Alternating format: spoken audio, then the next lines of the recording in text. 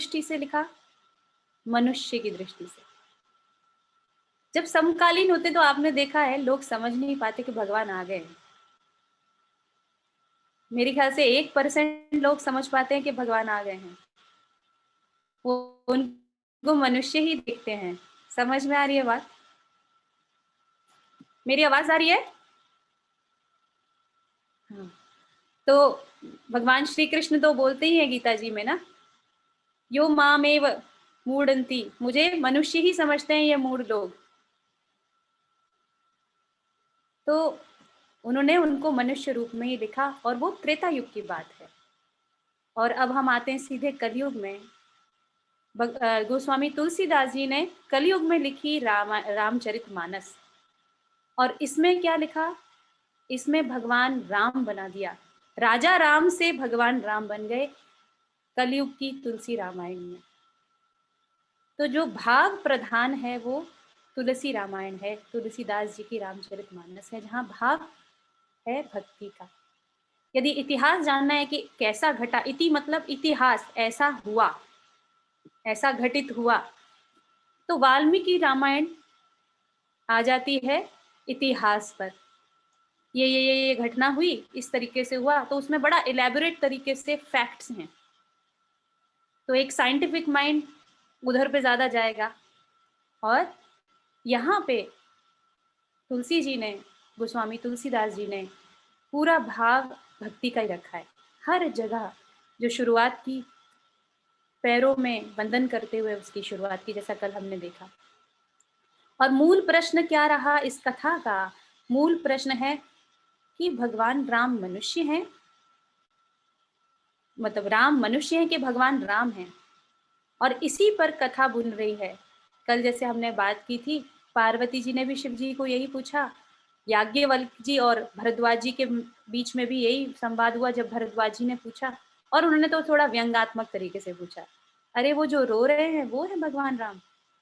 हाँ, जो क्रोधित हो जाते हैं, रावण को रिवेंज लेके मार दिया जिन्होंने, वो है भगवान राम? तो यहाँ पर यही प्रश्न रहा और इसी प्रश्न के उत्तर का पूरी जगह विवरण है, कैसे भगवान राम है और कैसे हम आगे बढ़ सकते एक स्तुति में और एक भाव में जब हम ऊपर मानते हैं। तो ये ध्यान रखने की बात है कि जब हम समकालीन हो तो कई बार हमारे से चूक हो जाती है। तो तुलसीदास जी को प्रेरणा कहाँ से हुई? तुलसीदास जी का जीवन देखेंगे तो हम बड़ा ही अलग रहा। और मूल नक्षत्र में पैदा हुए, माँ का देहांत हो गया, ऐसा बोलते हैं, अशुभ माना गया उनका जन्म। फिर जिन्होंने उनको पाला पोसा वो भी चली गई तुरंत से ही, किसी और ने उनको पाला पोसा। और फिर वो बड़े हुए, काशी में जाके उनको अपने गुरु से पढ़ने लगे वेदांत। उन्होंने काफ़ी सालों तक पढ़ा, 14 से 15 साल उन्होंने वेदांत पढ़ा। और फिर उसके बाद उन्होंने कहानी सुनी, याज्ञवल्क्य जी और भरद्वाज जी के बीच में जो संवाद था वो सुना, वहां से उनको प्रेरणा हुई। और असली प्रेरणा हुई उनके गुरुदेव ने राम जी के चरित्र के बारे में तो बताया ही था, उनको हनुमान जी ने दर्शन दिए, प्रेतात्मा के तौर पे आए और वहां से उनको भगवान राम का और लक्ष्मण जी का भी दर्शन हुआ, पर वो समझ नहीं पाए। तो एक बार क्या हुआ, तो ये एक बड़ी सुंदर सी बात है। तुलसीदास जी ने बोला कि मुझे तो समझ में नहीं आया कि दोनों भाई राम और लक्ष्मण जी बाण लेके आए और मुझे समझ में नहीं आया। तो बोले मुझे तो दर्शन करना आवश्यक है। तो बोले कि तुम्हें दर्शन जरूर से होंगे, हनुमान जी ने ऐसा बोला। और उनको फिर से दर्शन हुए कैसे? एक बार तुलसीदास जी चंदन घिस रहे थे, तो तुलसीदास जी चंदन घिस रहे थे और वहां पर आए एक बालक, बालक रूपी मौनी अमावस का समय। ये था चित्रकूट के बाद, चित्रकूट की बात थी। जब उन्होंने रामचरितमानस लिखी तो उस पर काफी विवाद भी हुआ। कई लोगों ने कहा ये कैसे है पद्य में और तुम कैसे इसके हकदार हो। और उसकी परीक्षा भी ली गई। उसको काशी में रखा, विश्वनाथ जी के मंदिर में रखा और वहां पे उस पर पाया गया कि ऊपर सत्यम शिवम सुंदरम लिख दिया गया है। वो शिव जी के द्वारा था। पंडितों को ईर्ष्या हुई तो उन्होंने चुराने के लिए भी भेजा, और उन्होंने अपने तुलसीदास जी ने अपने मित्र के यहाँ पे रख दी। फिर दूसरी प्रतिलिपियाँ बनाई, बहुत सारी प्रतिलिपियाँ बनाई। फिर भी पंडितों को वो कहते हैं ना संतोष नहीं हुआ। उन्होंने एक मधुसूदन सरस्वती जी थे, श्री मधुसूदन सरस्वती जी, जो कृष्ण भक्त थे, उनको दिखाया और वो प्रसन्न हुए और उन्होंने कहा ये तो बड़ा सुंदर है। और फिर भी संतोष नहीं हुआ तो परीक्षा ली एक और बार। विश्वनाथ मंदिर में फिर से वो रामायण रखी गई, रामचरितमानस, और नीचे सबसे नीचे रामचरितमानस रखी, उसके ऊपर रखे पुराण और फिर शास्त्र और फिर वेद, सबसे ऊपर वेद रखे। तो अगली सुबह मंदिर के पट बंद हो गए। अगली सुबह देखा गया तो सबसे ऊपर रामचरितमानस थी। स्वयं शिव जी ने इसका प्रेरणा दी, शिव जी ने इसको बोला है। तुलसीदास जी बोलते हैं ये मैंने नहीं बोला है, मैं कौन होता हूँ, ये तो मेरे समय की नहीं है, ये कलयुग की नहीं है, ये तो बहुत पुरानी रामचरितमानस है। तो जो बात आती है, जब राम जी जब चंदन घिस रहे थे हमारे तुलसीदास जी चित्रकूट पर, तो राम जी बालक रूप में आए और मांगने लगे उनसे चंदन। अब हनुमान जी को लगा ये तो इस बार भी चूक जाएंगे, इनको पता ही नहीं चलेगा ये भगवान राम इनको दर्शन देने आए। तो उन्होंने तोते के रूप में आए हनुमान जी और बोले, चित्रकूट चित्रकूट के घाट पर भई संतन की भीड़, तुलसीदास चंदन घिसे तिलक देत रघुवीर। उतने में उनको समझ में आया ये तो भगवान श्री राम है। उनके दर्शन से वो कृतकृत्य हुए और इस तरीके से आगे बढ़ा। तो यहाँ पे भाव बहुत प्रधान है ना। जहाँ भाव है वहीं भक्ति हो सकती है। तर्क, गुरुदेव बोलते हैं ना, दोनों चीज जरूरी है, लेकिन तर्क जब हम लगाएंगे तो श्रद्धा नहीं आ सकती, और श्रद्धा जहाँ है वहाँ तर्क का कोई जगह नहीं है।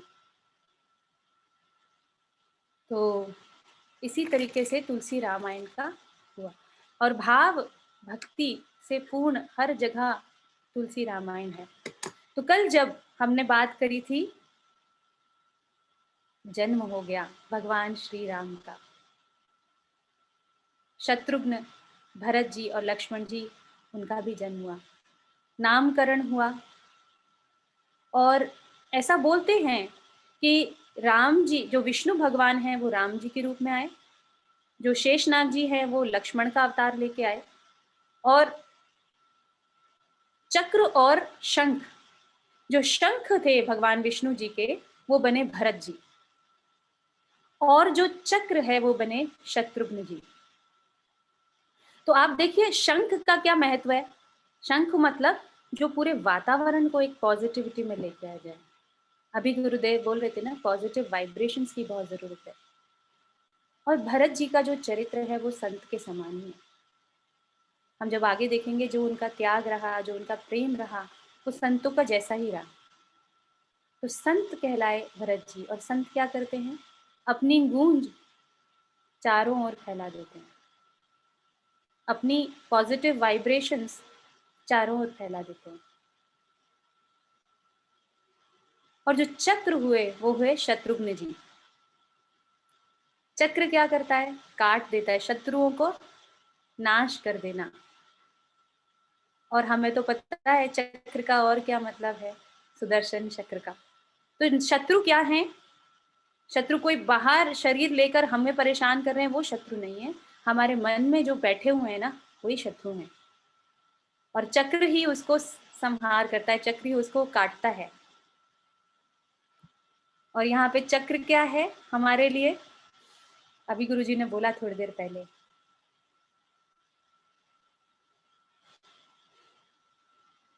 मेरी बात समझ में आ गई होगी।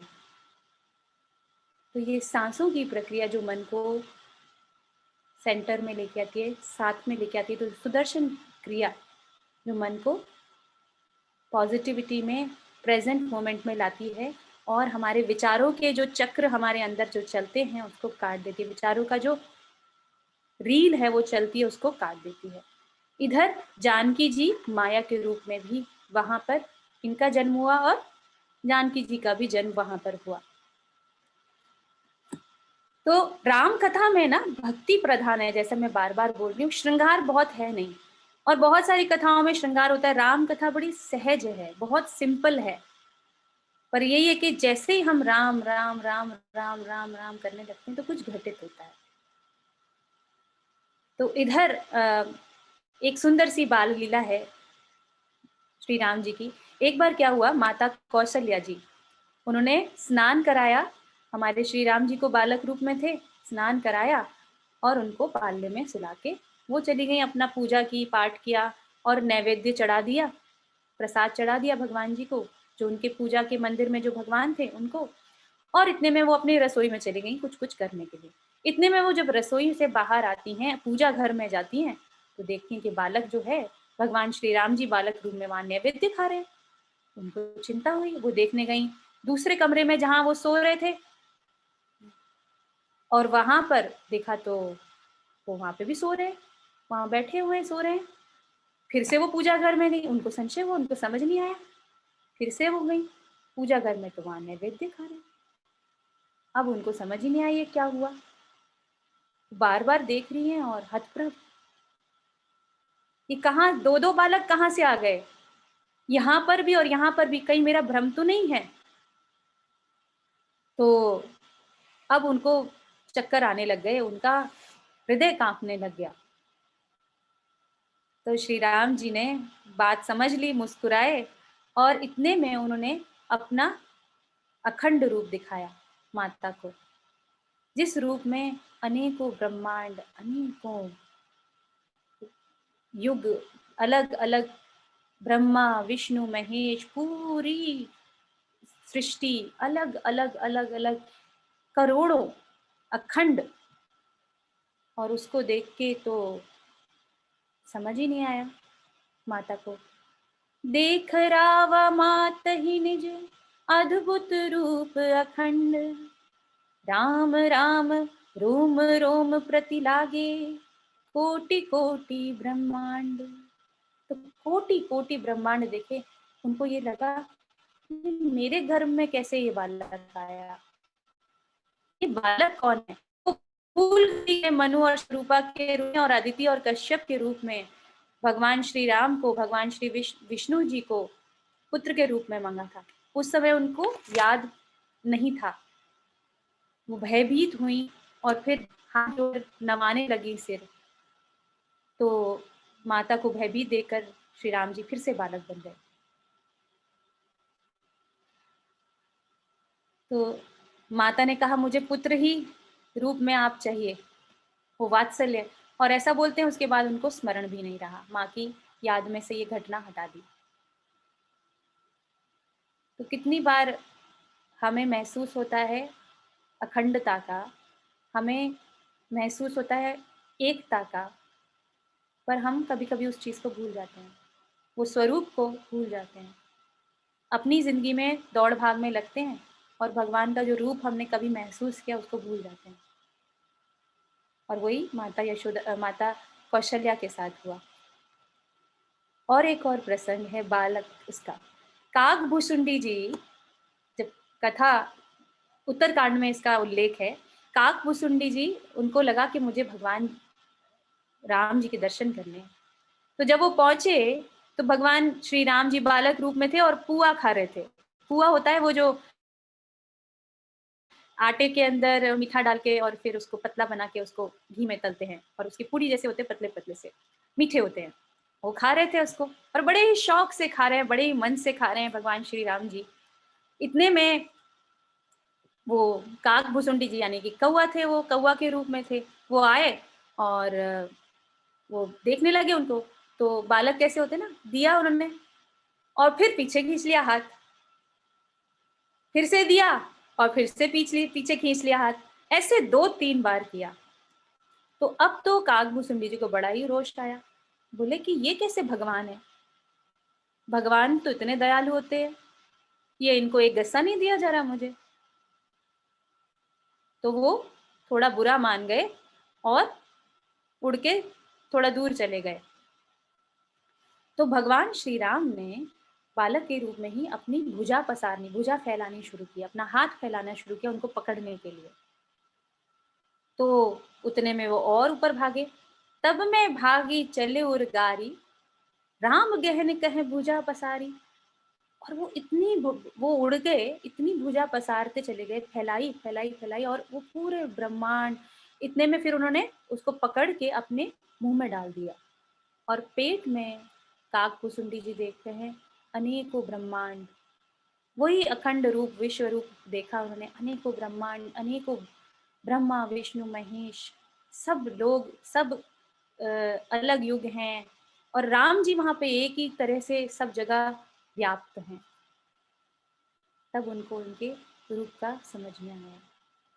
तो यहाँ पे जो एक बात है रोल प्ले की, अभी बच्चा जो है वो थोड़ी कोई बड़े भगवान का रोल प्ले करेगा। अब जो रोल मिला भगवान का, जैसा रोल मिला वैसा ही बिहेवियर होगा। बालक का बिहेवियर कैसा होगा? कोई सहजता से थोड़ी दे देगा बालक कोई गस्सा, कोई खिलौना उसका। तो वहां पर हम ये अपेक्षा करें कि ये भगवान की तरह बिहेव करेंगे तो बड़ी गड़बड़ है। यदि कोई खराब व्यक्ति है, प्ले की बात करते हैं, चाहे उसका नेचर कैसा भी है, अगर उसको सत्पुरुष के रूप में दिखाया जा रहा है तो उसको सत्पुरुष ही बनना पड़ेगा, क्योंकि वो रोल की डिमांड है।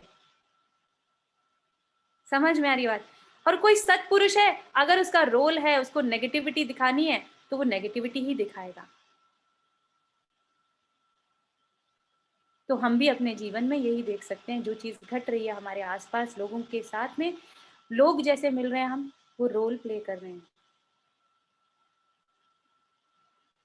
अंदर क्या है पता नहीं, हमको कुछ नहीं पता, हम जज भी नहीं कर पाएंगे शायद, पर वो रोल प्ले कर रहे हैं। तो जब भगवान भी अवतरित हुए तो वो मानव का ही रोल प्ले कर रहे हैं। फिर वो रोने का भी दिखावा करेंगे, फिर क्रोधित भी थोड़ा सा हो जाएंगे, ये रोल प्ले है। तो इस प्रकार ये बालक बालक के रूप में ढिलाई हुई, और धीरे धीरे उनके सारे संस्कार हुए, चूड़ा कर्म हुआ, पढ़ने गए गुरुकुल, और बहुत बहुत विद्वता, बड़ी ही जल्दी उन्होंने सारे वेदों का पाठ कर लिया, बहुत जल्दी सब कुछ सीख लिया। और 16 वर्ष की उम्र में, ऐसा बोलते हैं, वो वापस आ गए सारा अपनी पढ़ाई करके। समावर्तन जो संस्कार हुआ, अलग अलग संस्कार होते हैं, तो मुख्यतः 16 संस्कार हैं, गर्भाधान से लेकर अंतिम यात्रा तक, अंत्येष्टि तक, पूरे 16 संस्कार बोलते हैं। तो आपसे मैं ये बोलूंगी कि ये संस्कार क्या हैं, ये पता करके आइएगा कौन से 16 संस्कार हैं, उसका क्या रेलेवेंस है, हम थोड़ा सा देखेंगे उसको भी। तो जब वापस आ गए तो अपने आराम से बहुत खुश हो गए। राजा दशरथ जी, माता कौशल्या, और भी दोनों माताएं कैकेयी और सुमित्रा के चारों राजकुमार वापस आ गए हैं। और इतना इतना ज्यादा वो स्वागत करने पहुंचे, और बस अब तो उनके पुत्र वापस आ गए थे। इधर थोड़े बड़े हुए और विश्वामित्र जी को ये बात पता चली कि राम और लक्ष्मण जी ऐसे दोनों राजकुमार हैं जो वध कर सकते हैं, और वो स्वयं विष्णु का रूप है। तो उन्होंने, विश्वामित्र जी ने राजा दशरथ से मिलने का प्रयोजन किया, और वहां पे पहुंचे राजा दशरथ जी के पास। राजा दशरथ जी ने बहुत प्रेम से उनका स्वागत किया और उनसे पूछा किस प्रयोजन उनका आगमन हुआ और वो कैसे सेवा कर सकते हैं। तो विश्वामित्र जी ने बताया कि राक्षस उनको बहुत सता रहे हैं, मारीच और सुबाहु का आतंक बहुत बड़ा हुआ है। 2 राक्षस, मारीच और सुबाहु। तो आपके जो लक्ष्मण और राम जी हैं, मुझे आप दे दीजिए। तो अब राजा जी को तो, दशरथ जी को तो पुत्र मोह, बोले अरे ये तो छोटे छोटे बालक हैं, और वो कैसे राक्षस हैं जो आप सबसे ही नहीं संभल पा रहे, मैं कैसे दे दूं? इतनी मुश्किल से वृद्धावस्था में तो मैंने पुत्र पाए हैं। तो वशिष्ठ जी ने, लेकिन वहां पे जो गुरु थे, यहाँ पे कितनी सुंदर बात है, जैसे कल हम देख रहे थे, गुरु का होना बहुत जरूरी है जीवन में। जब गुरु होते हैं तो हमें वो सही मोह में से निकालते हैं, और जो सही है वो करवाने के लिए हमें राह दिखाते हैं। तो वहां पर वही किया। वशिष्ठ जी ने बोला कि आप चिंता नहीं करिए। तो फिर विश्वामित्र जी राजा दशरथ जी की आज्ञा से उनको लेके चल दिए। अब वहां पर सुबाहु और मारीच को जब ये यज्ञ होता था तो क्या होता था, जब भी सारे मुनि लोग ऋषि लोग यज्ञ करते थे तो सुबाहु और मारीच उनके यज्ञ को निष्फल करने के लिए कुछ ना कुछ करते रहते थे। तो इस बार जब यज्ञ हो रहा था तो राम जी ने और लक्ष्मण जी ने मिलके सुबाहु और मारीच को मार दिया।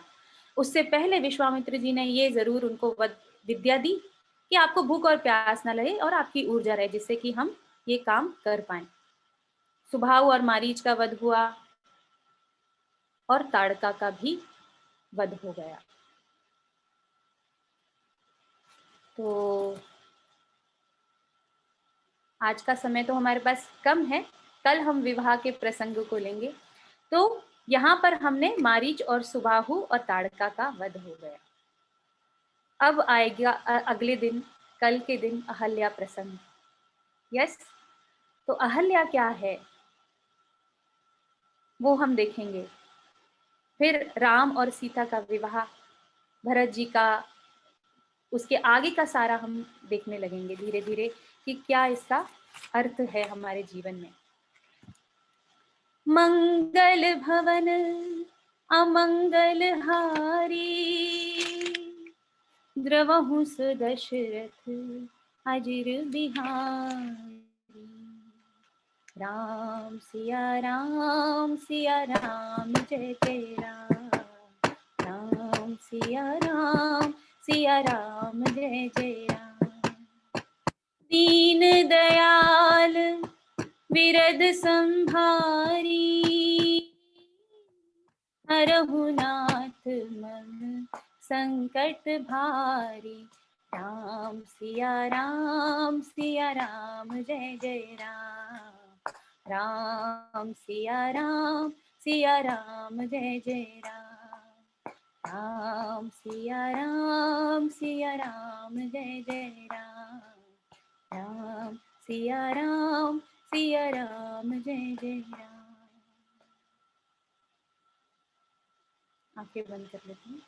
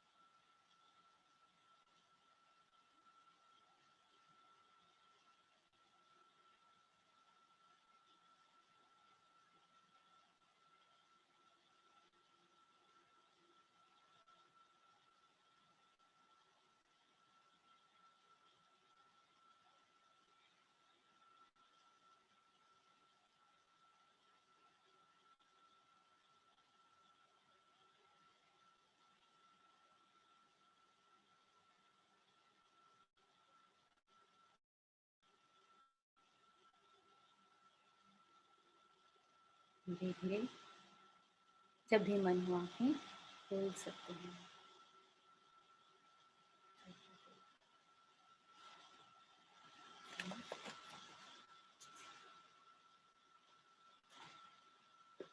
तो आरती से समापन करेंगे।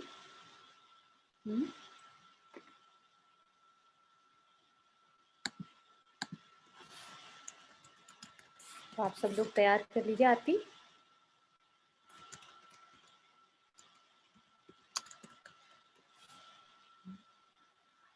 कलश पूजा हम पहले कर लें, 5 बजे से सब लोग कर सकते हैं। सुधा जी मिनट लगा, क्योंकि 20 से 25 मिनट आज लगा हमें, कल भी ऐसे ही लगा।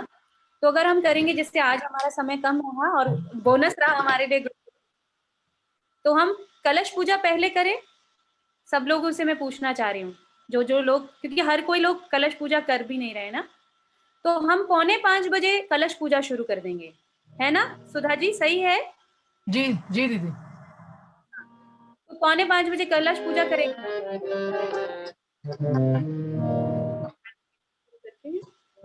सब,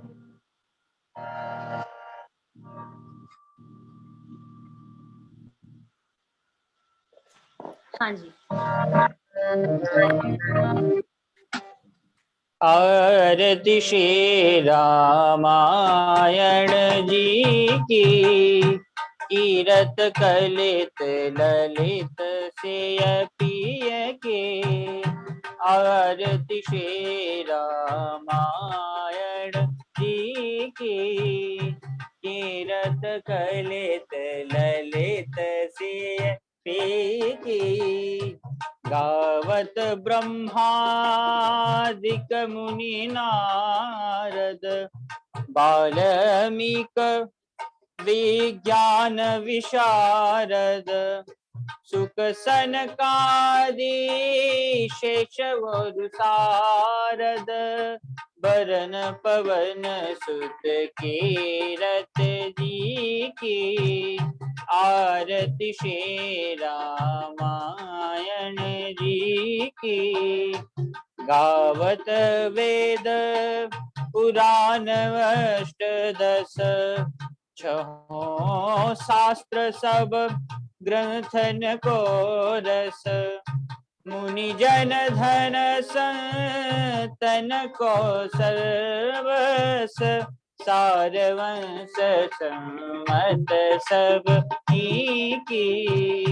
आरती श्री रामायण जी की। गावत संतत शंभु भवानी, अरुघट संभव मुनि विज्ञानी। व्यास आदि कवि बरज बखानी, काग भुसुंड गरुण के किए की। आरती श्री रामायण जी की। कलिमल हरण विषय रस फीकी, सुभग श्रृंगार मुक्ति युवती की।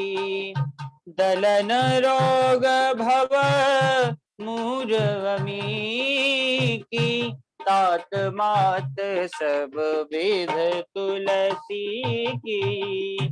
आरती श्री रामायण जी की। कीरत कलित ललित से पी की।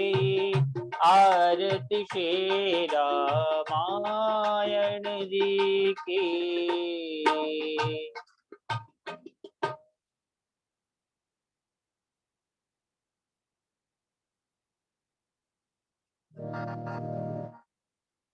आरती की जय हनुमान लला की। आरती की जय हनुमान लला की।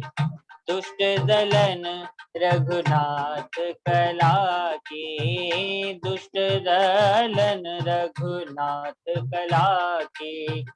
जाके बल ते गिरवर कांपे, रोग दोष जाके निकट न झाके।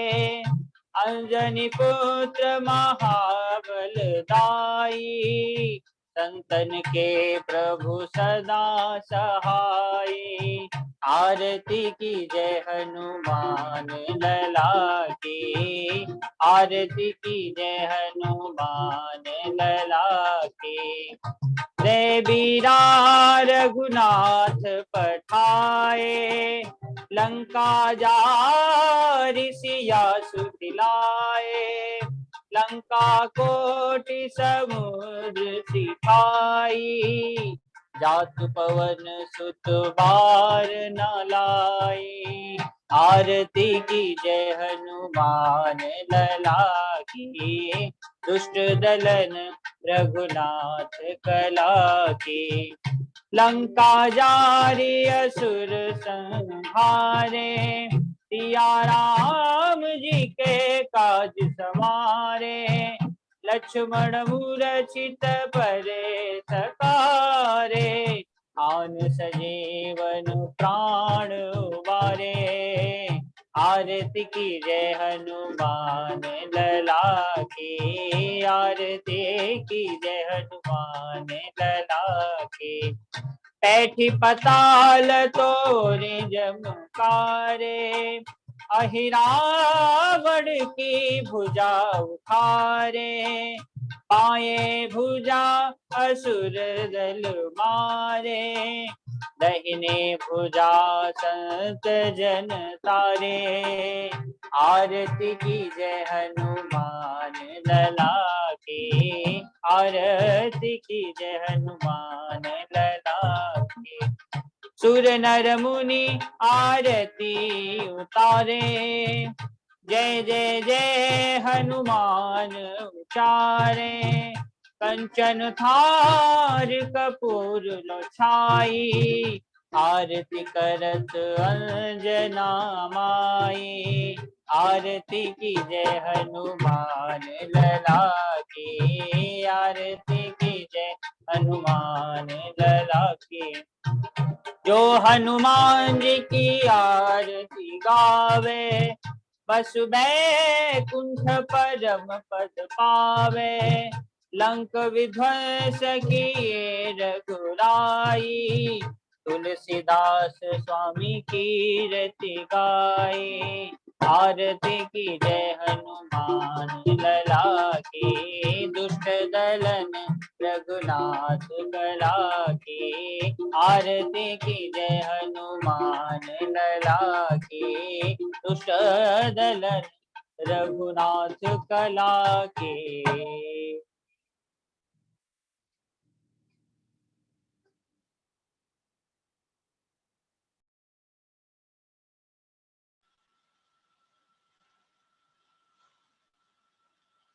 सभी लोग आरती ले लें।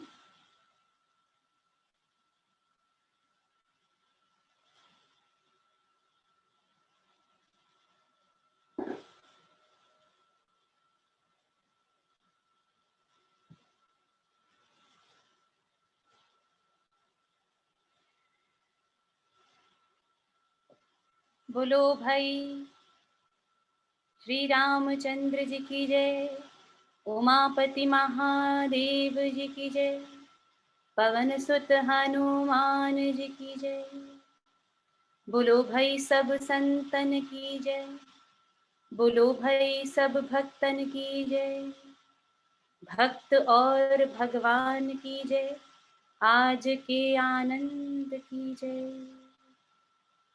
जय श्री राम।